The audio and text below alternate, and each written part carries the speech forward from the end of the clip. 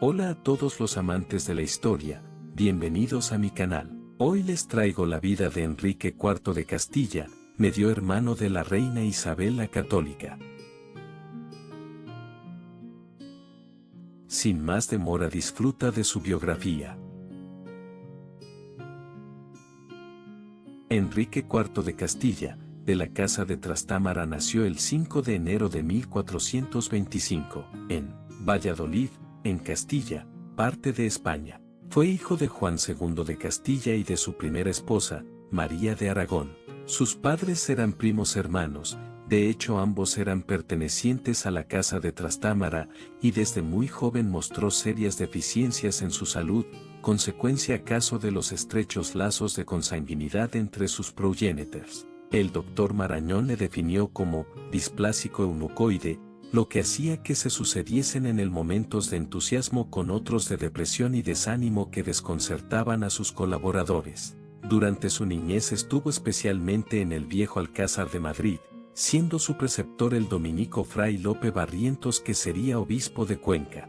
Durante toda su vida profesó especial afecto a esta ciudad y a la de Segovia. El mal entendimiento entre sus padres se acentuaría a causa de las contiendas entre Álvaro de Luna y los infantes de Aragón. El joven Enrique mostró más adhesión a ella que a su padre. Muy pronto se vio sometido también a la influencia de Juan Pacheco, al que otorgaría más adelante el marquesado de Villena. Con el fin de estrechar los vínculos entre los que apoyaban a los infantes de Aragón, se concertó muy pronto su matrimonio con su prima hermana Blanca de Navarra. La boda se celebró el 15 de septiembre de 1440, teniendo el príncipe 15 años. La documentación fehaciente revela que dicho matrimonio no pudo ser consumado. Años más tarde ambos cónyuges lo declararon así bajo juramento. Enrique sería, pues, declarado impotente, aunque no es posible demostrar que tal deficiencia fuera absoluta. En lo físico fue Enrique un hombre excesivamente alto,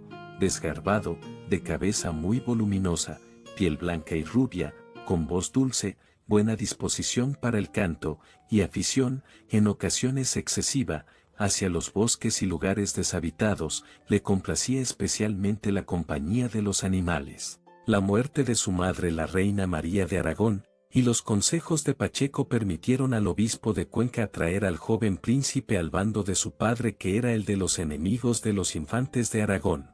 Se anunciaba un enfrentamiento que podía ser definitivo. Pacheco, que iba a obtener poderosas rentas y grandes señoríos, recomendó a Enrique que exigiera como condición previa a su alianza la entrega del Principado de Asturias, posesionándose de este modo de la sucesión que le correspondía. También le aconsejó que buscara la nulidad de su primer matrimonio, alegando impotencia, para sustituir la amistad con Navarra por la de Portugal. Enrique participó en la batalla de Olmedo, que significó la eliminación de los infantes. Como resultado de la misma, Pacheco pasó a ser marqués de Villena y su hermano Pedro Girón, maestre de Calatrava. La separación de Enrique y Blanca era ya prácticamente completa, pero tras la victoria, Enrique se negó a cooperar con Álvaro de Luna, tratando de atraerse a los vencidos para formar su propio partido. Hábil político, el marqués de Villena trataba de mantenerle un tanto al margen de las querellas, presentándolo como una solución de futuro. Mientras tenían lugar los episodios finales de la vida del conde Estebel, el príncipe parecía ocuparse de conseguir una declaración de nulidad en su matrimonio, alegando que aunque no podía lograr la cópula carnal con su esposa, porque estaba hechizado, la impotencia no le afectaba con otras mujeres. Muchas cosas oscuras giran en torno a este proceso. El 11 de mayo de 1453, Luis de Acuña, arcediano de Alcazarén y administrador apostólico a la sazón, de la sede vacante de Segovia, pronunció una sentencia de anulación por las causas antes alegadas, aludiendo incluso al testimonio de unas prostitutas que, de acuerdo con las leyes del tiempo, no estaban legitimadas para testificar. Esta sentencia no fue nunca confirmada por el Papa. Las opiniones, entonces, se dividieron, y lo mismo sucede con los historiadores próximos a nosotros. Sitges, historiador catalán, marcando la pauta de quienes buscan demostrar que Isabel no tenía derecho al trono, niega que Enrique fuera impotente, pero la sentencia se apoya precisamente en esta condición. Vicens Vives supuso que en el acuerdo llamado de Guisando hubo interpolaciones, lo que permite prescindir de lo que allí se dijo, ni está ni pudo estar legítimamente casado. Marañón, que hizo un muy importante análisis patológico a través de todas las noticias conservadas, se inclina a creer que la impotencia que se presenta en enfermos de esta naturaleza, pudo no ser absoluta. Enrique no se atribuyó otra paternidad que la de Juana. Curiosamente, la esposa que se había elegido para el príncipe, Juana de Portugal, de singular belleza, era también prima de Enrique y de su primera esposa. Era indispensable, por ello, una doble dispensa pontificia, sobre la sentencia y sobre el parentesco. Muchos, en la corte, entre ellos el marqués de Villena, consideraban al príncipe, luego rey, como impotente absoluto. Naturalmente se jugaba con estos argumentos de acuerdo con las preferencias políticas en cada partido. La Real Academia de la Historia conserva copia de una bula del 1 de diciembre de 1453, pero no se incluyó en las capitulaciones y acta matrimoniales, como era uso y costumbre, y tampoco se ha encontrado el original ni el registro en el Vaticano. Además, el mencionado documento daba poderes a Alfonso Carrillo, Alonso de Fonseca y Alfonso Sánchez de Valladolid, obispos, para que, examinado el asunto, dispensasen si lo estimaban oportuno. No se tiene ningún testimonio de que dicho encargo se haya ejecutado. Cuando falleció su padre Juan II de Castilla el 22 de julio de 1454, las capitulaciones matrimoniales hubieron de ser cambiadas porque Enrique ya no era príncipe, sino rey, y en ellas se introdujo una frase, en virtud de letras apostólicas e procesos sobre ellas formulados, destinada a garantizar la legitimidad.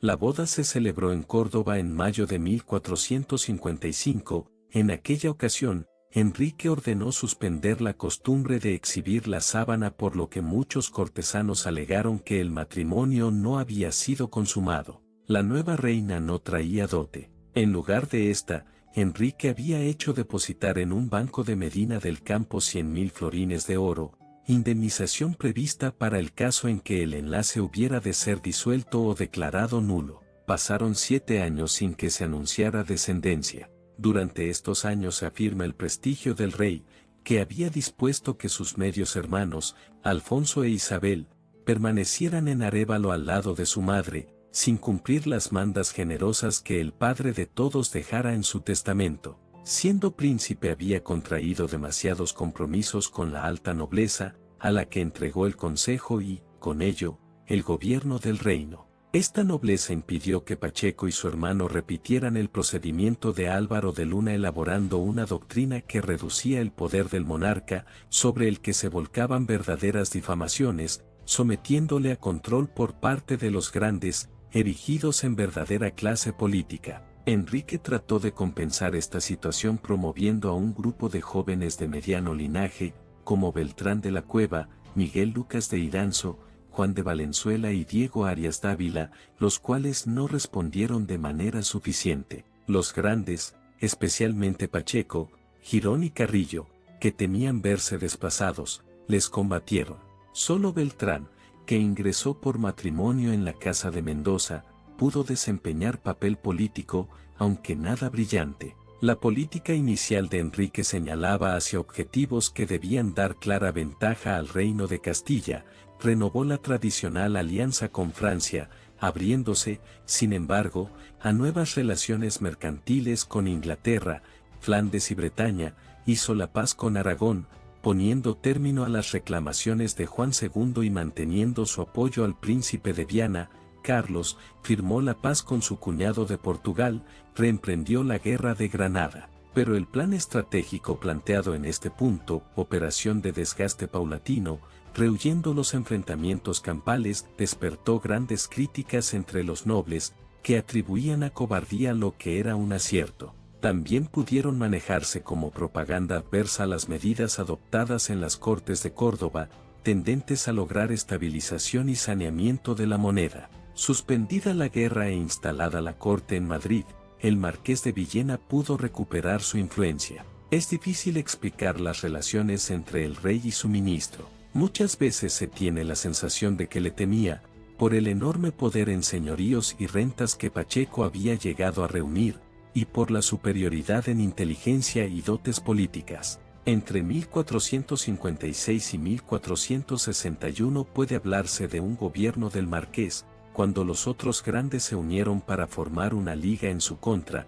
Él maniobró con habilidad y desvergüenza, haciendo recaer sobre el arzobispo Alonso de Fonseca todas las culpas e incorporándose él mismo a la liga, cuyos dirigentes entraron también en el consejo. En 1461 se tuvo la impresión de que el gobierno de la nobleza se había consumado.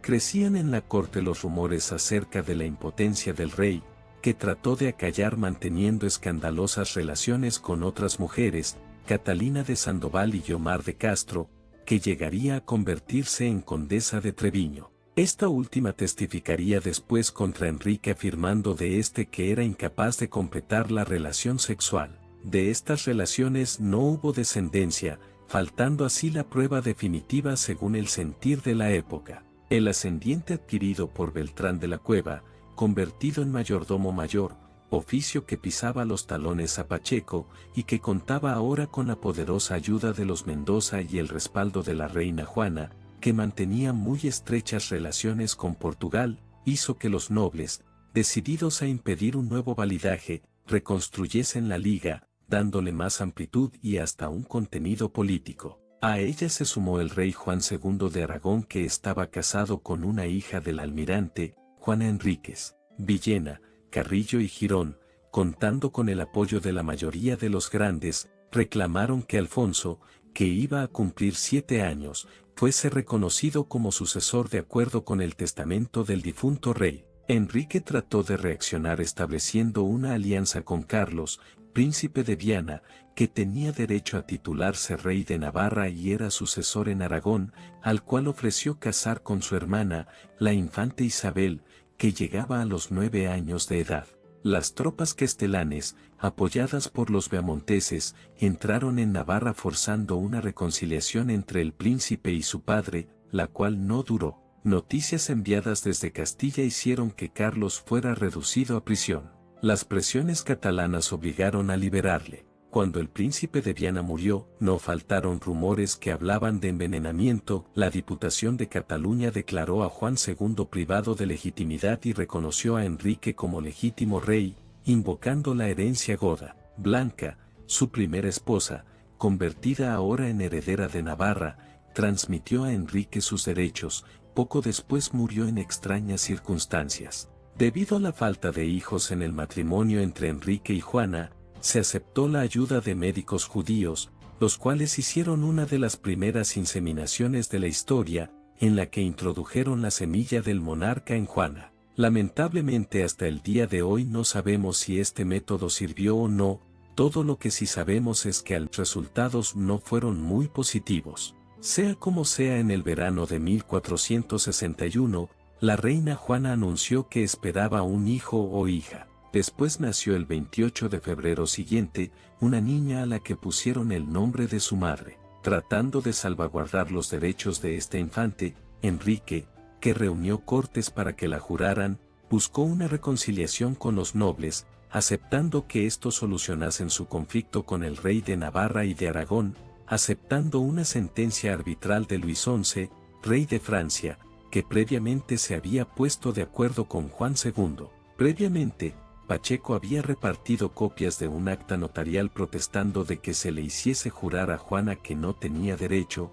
En este documento, que se ha conservado, no se explicaban las razones de la ilegitimidad de esta niña. Podía entenderse que se daba preferencia al hermano varón sobre la hija, que no se creía que Enrique fuese su padre o que había nacido dentro de matrimonio no legítimo. La sentencia arbitral francesa fue para Enrique una humillación. Abandonaba a sus leales de Navarra y Cataluña, renunciaba a sus derechos y se le ofrecía una indemnización, que no le fue entregada. Enrique, que en la alegría de las fiestas del nacimiento premiara a los Quiñones con el condado de Luna, y a Beltrán de la Cueva con el de Ledesma, lo que los calumniadores aprovecharían para decir que eran otros servicios los que se remuneraban. Intentó reaccionar entregando a Pedro González de Mendoza, obispo de Sigüenza, y a su cuñado Beltrán el poder.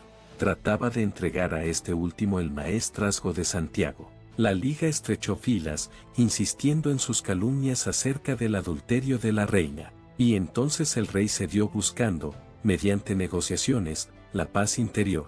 Los enemigos del rey plantearon las negociaciones, especialmente en Cigales, por etapas. Enrique comenzó aceptando que Alfonso fuese reconocido como legítimo heredero, con la condición de que tuviera que casarse con la hija de la reina. Luego exoneró a su valido obligándole a renunciar al maestrazgo de Santiago del que se apoderó Pacheco, si bien compensó a Beltrán elevándole al ducado de Alburquerque. El nuevo heredero fue entregado a la custodia del marqués de Villena. La nobleza no se conformó con estas concesiones. En septiembre de 1464, tras una reunión en Burgos, presentó a la firma del rey un documento, sentencia de Medina del Campo, que prácticamente reducía el poder del monarca a la mera ejecución de las decisiones que se tomasen en un consejo por ella dominado. Enrique se negó a firmarlo y volvió a recurrir a los servicios de Beltrán de la Cueva y de los Mendoza, que se hicieron cargo de la custodia de Juana. Los nobles apelaron entonces a las armas, alegando que se trataba de un caso de tiranía, pérdida de legitimidad de ejercicio, y el 5 de junio de 1465, habiendo alzado un tablado junto a las murallas de Ávila, con un monigote que representaba al rey, procedieron a su deposición proclamando enseguida al infante, que contaba 12 años y que se tituló Alfonso XII de Castilla. La guerra civil demostró que las fuerzas estaban muy equilibradas, ya que las ciudades y la pequeña nobleza se decantaban preferentemente en favor de don Enrique. Consecuencia de su ciclotimia, el monarca daba constantes signos de debilidad, mostrándose dispuesto a negociar. Por su parte, el Papa Paulo, preocupado ante las noticias que llegaban de España, envió a Antonio de Veneris con plenos poderes para resolver las dificultades que los matrimonios ofrecían. El arzobispo Fonseca y el marqués de Villena negociaron con Enrique un pacto de reconciliación que debía procurar la sumisión de Alfonso retornando a las condiciones de Cigales, herencia y matrimonio con Juana. Pacheco añadió que si se entregaba a su hermano Pedro Girón, maestre de Calatrava, dotado ya de hijos ilegítimos, la mano de la infanta Isabel proporcionaría los recursos suficientes para acabar con la rebelión. Y el rey aceptó. Por esta vía el maestre se instalaba en las gradas del trono. Afortunadamente para Isabel, que estaba aterrada, el novio murió cuando viajaba hacia la corte. Los otros nobles, desinformados de tales negociaciones, trataron de apoderarse de Medina del Campo, la villa de las ferias, y aunque sufrieron grave derrota en Olmedo lograron apoderarse de Segovia, liberando en el alcázar a la infante. Isabel exigió de sus libertadores un juramento de que no sería casada contra su voluntad. Murió inesperadamente su medio hermano Alfonso, el 5 de julio de 1468, seguramente por causas naturales, aunque no faltaron noticias de que fue envenenado. Ahora la opción estaba entre dos mujeres, a menos que se llamara a Fernando de Aragón, primogénito de ambas ramas de la dinastía. Pacheco y Fonseca propusieron al rey una solución. Para evitar este peligro y liquidar la guerra se debía reconocer a Isabel como heredera, casándola después con Alfonso V de Portugal y arreglando el matrimonio de Juana con el hijo heredero de este. Así ambas infantes serían reinas, una después de otra, y reducidas a la nada. La esposa de Enrique, entregada en rehén a los Fonseca, se había entregado entre tanto a un nieto de Pedro I, llamado Pedro de Castilla, de quien esperaba un hijo. Isabel aceptó firmar un acuerdo, por el que se la reconocía como princesa de Asturias, fundando su derecho en que el rey nunca pudo estar legítimamente casado con Juana, la cual además debía ser expulsada de Castilla. En la explanada de Guisando, el 19 de septiembre, se hizo el doble reconocimiento, de obediencia a Enrique, legítimo rey, y reconocimiento de Isabel como princesa. Todo fue confirmado y legitimado en nombre del Papa por el legado Antonio de Veneris. Isabel no se mostró débil y sumisa como Pacheco esperaba y este incumplió uno de los compromisos. Las Cortes no juraron a Isabel. Ella se negó a casarse con Alfonso V y rechazó otros dos candidatos. Siendo muy niña se le había propuesto a Fernando de Aragón y anunció que casaría con él y no con otro. La boda se celebró en Valladolid el 19 de octubre de 1469. Ni ella ni su marido dejaron de ofrecer obediencia a Enrique, verdadero y único rey. Pacheco propuso entonces deshacer los actos de Guisando montando en Valdelozoya una ceremonia en que Enrique y Juana juraron que consideraban a la niña como su hija legítima. Fracasó. Poco a poco, nobles, ciudades y señoríos patrimoniales de Asturias y Vizcaya reconocieron a Fernando y su esposa. Un nuevo papa, Sisto IV, tomó cartas en el asunto enviando un nuevo legado con plenos poderes, Rodrigo Borja, portador de la confirmación de todos los actos ejecutados por Veneris y de una bula que legitimaba el matrimonio entre los príncipes. Una estrecha alianza entre estos y la sede romana que trajo, entre otras cosas, la amistad con la Casa de Mendoza, para cuyo obispo, Pedro González, consiguieron el capelo de cardenal. Hasta Beltrán de la Cueva, desmintiendo calumnias, se declaró por los príncipes. En las Navidades de 1473 a 1474 Enrique aceptó una aparatosa reconciliación con su hermana y su cuñado, en Segovia, permitiéndoles además instalarse en su alcázar. El marqués de Villena se retiró, falleciendo poco tiempo más tarde. En enero de 1474 se inició la enfermedad terminal de Enrique que concluyó con su muerte en Madrid el 11 de diciembre de 1474. Triste episodio, en absoluta soledad. Los restos mortales de Enrique se encuentran en el Real Monasterio de Santa María de Guadalupe, en España. Enrique fue sucedido por su media hermana Isabel, quien se convirtió en reina de Castilla como Isabel I.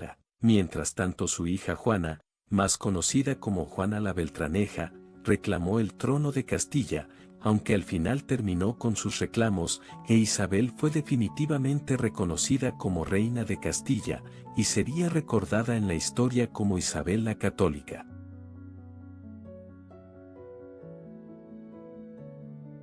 Enrique fue un hombre bastante polémica en su época. Hasta el día de hoy no sabemos si de verdad fue el padre de Juana o no. Hay rumores sobre por qué era impotente, desde que supuestamente era homosexual, lo cual no creo mucho, hasta que simplemente no sentía ningún interés por sus esposas, lo cual aunque sí es posible, no me convence del todo, y mientras no se haga una prueba de ADN no podremos saberlo, aunque realmente imposible que hoy en día se pueden hacer. Enrique fue un rey el cual ha sido muy difamado por la historia, diciéndose mil cosas malas de él, y aunque realmente no fue de los mejores reyes de Castilla, pienso que en parte el odio que se le tiene es exagerado, aunque sí es verdad que llegó a equivocarse en las personas a las cuales tenía cerca. Y bueno, espero que les habrá gustado este video y adiós.